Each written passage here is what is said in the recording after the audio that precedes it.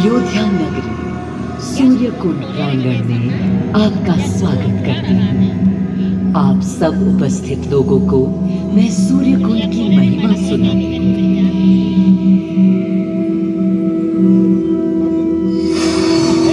भारत की मिट्टी अनेकों दिव्य आत्माओं की जन्मस्थली है, पर आज मैं आपको कथा सुनाऊंगी भगवान विष्णु के उस अवतार की, जिनके अवतरण से मैं पावन हो गई सदा सदा के लिए। माँ कौशल्या की गोद में जन्म लिया मर्यादा पुरुषोत्तम श्री राम ने अधर्म के नाश के लिए, धर्म की विजय के लिए।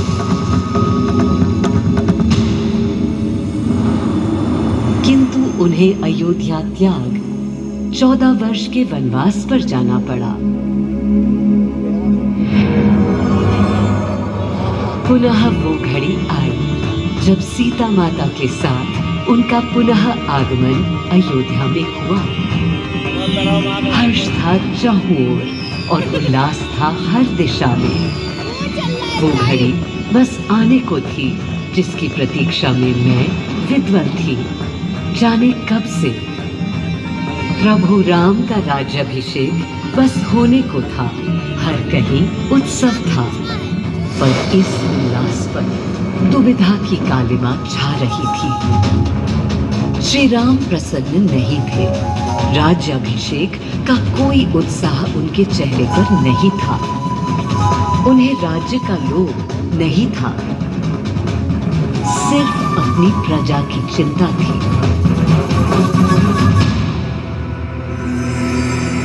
सबके मन में एक ही प्रश्न था, कौन हल कर सकेगा श्री राम की इस दुविधा को, मिटा सकेगा इस अंधकार को?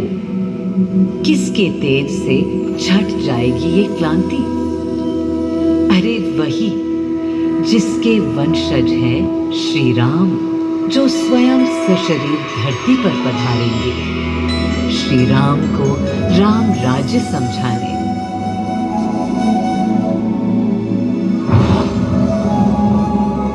ये गाथा उस शक्ति पुंज की है जो पृथ्वी पर जीवन और सृष्टि का केंद्र था, है और रहेगा। वो अखंड शक्ति स्रोत जो दिशा दिखाता है सतत अनवरत, जिसने श्री राम का मार्ग प्रशस्त किया, आदि नारायण सूर्यदेव। अयोध्या वासियों को भी प्रभु श्री राम की इस दुविधा का आभास होने लगा था। देखा क्या? तुमने देखा क्या? कितने सकुचाई से श्री रघुवीर थे। पद की प्रसन्नता या दर्प निरत होने का ललक या उमंग कोई कुछ भी तो दिखी नहीं। मुकुट सामने रख कितने अधीर थे। वे तो थे अधीर नहीं, हाँ थोड़े गंभीर थे। सौम्य मुखमंडल पर निर्बलों की पीड़ा थी, दीनहीन असहाय वंचितों का दर्द था। उनके लिए मुकुट अथवा राज सिंहासन वैभव का लोभ नहीं। अब कैसे सुखी दिखे जब तक सुखी सारे लोग नहीं। तब दिशा निर्देशन के लिए श्री राम ने स्वयं सूर्यदेव का स्मरण किया। श्री राम सूर्यदेव का आह्वान करने लगे। क्लांत मन से उन्होंने अपने पितामह को याद किया। मन असमंजस में था उनका। कर्तव्य की सही दिशा उन्हें सूझ नहीं रही थी। क्या उचित है प्रजा के लिए, उनके लिए, वंश के लिए, धर्म के लिए, शांति के लिए? इसी परामर्श के लिए अंतर्मन से उन्होंने सूर्यदेव को पुकारा।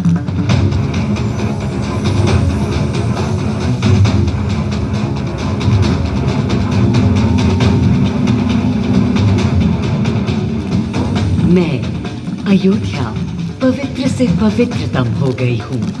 आज स्वयं श्री राम ध्यानरत हैं, मर्यादा पुरुषोत्तम आवाहन कर रहे हैं, उन सकारात्मक शक्तियों का संचार कर रहे हैं जो उन्हें, मुझे और मेरे यानी अयोध्या के हर निवासी को अनंत काल तक सही दिशा दिखाएंगी।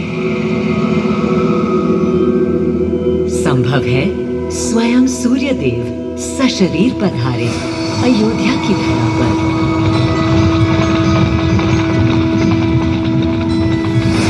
और देखो, श्री सूर्यदेव आने को हैं।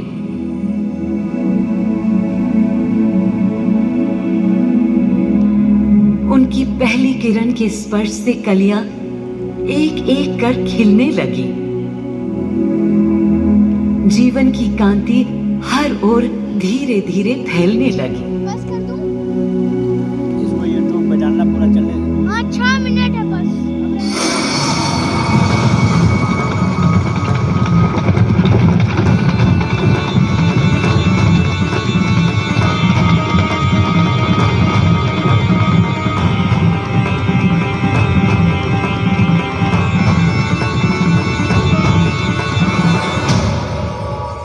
कितना अनोखा दिन है।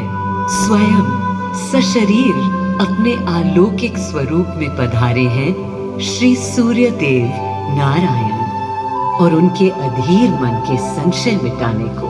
अधीर हैं या गंभीर हैं, मैं जानता हूं क्या उनकी पीर है।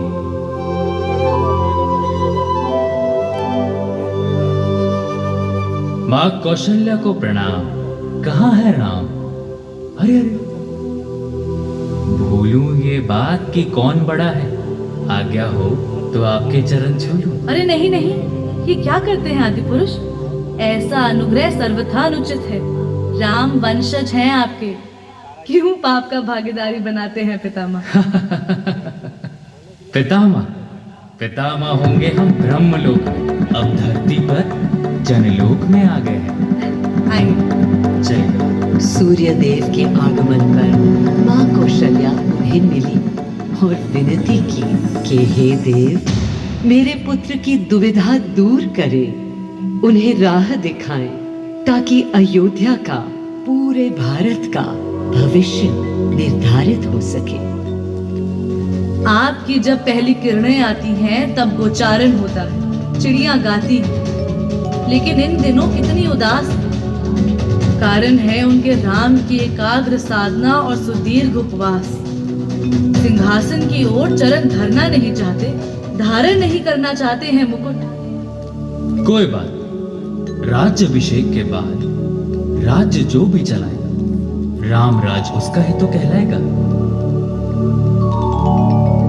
मैं आ चुका हूं तपस्वी राम। मनस्वी राम, अपने नेत्र खोलो।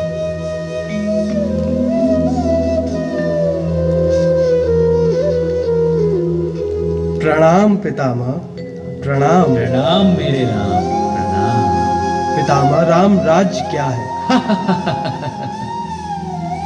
राम स्वयं पूछ रहे हैं कि राम राज्य क्या है। पुनर्तः नया प्रश्न है।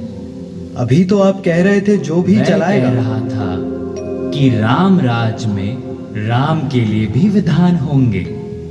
आदिदेव, कुछ अनुमान तो मुझे हैं, लेकिन अब आप बताइए क्या विधान है।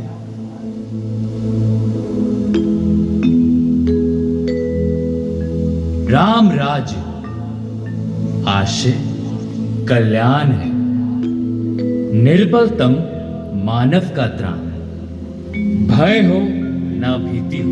पापा, मुख्य राम राजनीति जन जन की प्रीति पुलिस वाले आते सब हो, लोक संरक्षण हो, सत का आभास हो, परमानंद प्राप्ति हेतु मंगल उद्भास हो, प्रेम परम तत्व हो, सब में समत्व हो, दैहिक दैविक या भौतिक संतापों की औषधि अचूक राम बाण है। राम राज्य आशय कल्याण है, निर्बलतम मानव का त्राण है, प्रमोदित अपंतव, आस्था का घनत्व, वैभव विशाल, मेघ करे वर्षा और सदा ही सुकाल,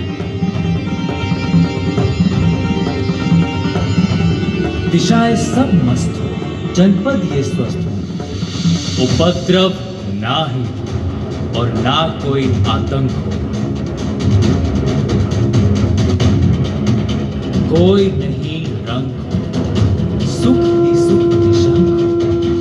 प्रेम योग धर्म मूल्य प्राण है। राम राज आशे कल्याण है। मां कौशल्या, अभी ये मुकुट मात्र सोने का है। मैं इस मुकुट को राम के साथ सदा उपस्थित होने का बना देता हूं।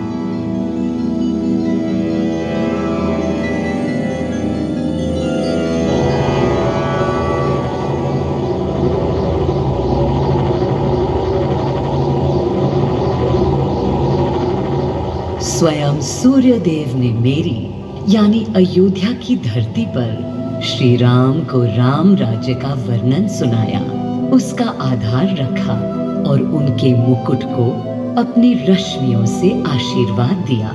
श्री राम के नेतृत्व में हर ओर खुशहाली, प्रेम, शांति और संयम फैला। हर ओर रोशनी, प्रकाश और जीवन का संगीत गूंजने लगा। राम राज्य का पथ दर्शाकर चल दिए सूर्यदेव पुनः अपने लोक, ताकि अनंत काल तक अयोध्या ही नहीं पूरा विश्व उस शक्ति का संचार अनुभव कर सके। हर दिशा खिल उठी श्री राम के राम राज्य से। सूर्यदेव के स्पर्श से पावन हुई मेरी धरा, पर जहां उनका रथ रुका था वहां स्वयं यह कुंड बन गया। समय बदला, मेरा और इस कुंड का स्वरूप भी बदलता गया। स्कंद पुराण के अनुसार यह स्थल घोषार्क तीर्थ के नाम से भी जाना जाता है। जब प्रतापी राजा घोष यहाँ आए और उन्होंने ऋषियों को यहाँ स्नान करते देखा तो स्वयं भी किया, जिसके बाद उनका शरीर दिव्य, निरोगी और अलौकिक हो गया। और इसी कुंड के जल से उनकी काया भी कांतिमय हो गई। यहाँ की गई उनकी घोर तपस्या का तेज आज भी अनुभव किया जा सकता है। दिन बीते, साल बीते और फिर अनेकों सदियों के बाद राजा दर्शन सिंह यहाँ आए।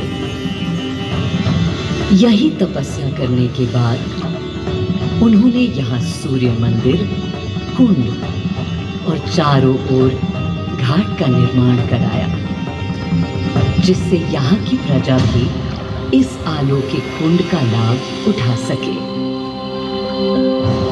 सूर्यदेव के महात्म्य से मैं अयोध्या और तेजमय हो गई, और इसका प्रमाण इस सूर्य कुंड और समीप स्थित गरिमा में सूर्य मंदिर से स्थापित हो जाता है।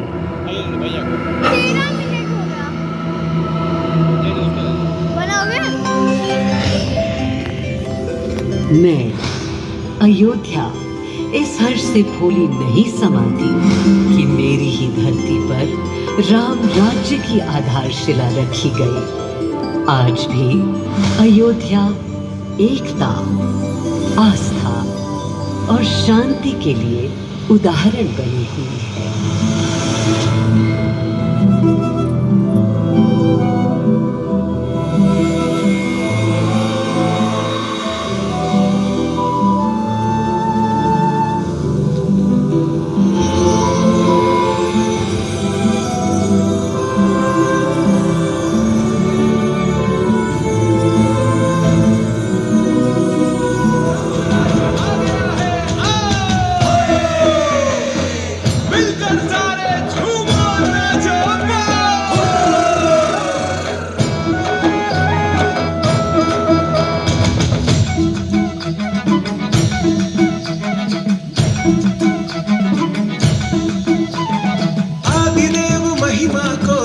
राज गरिमा से, आदिदेव महिमा को राम राज गरिमा से अपना लो चितलाय, अपना लो चितलाय। आदिदेव महिमा अपना लो चितला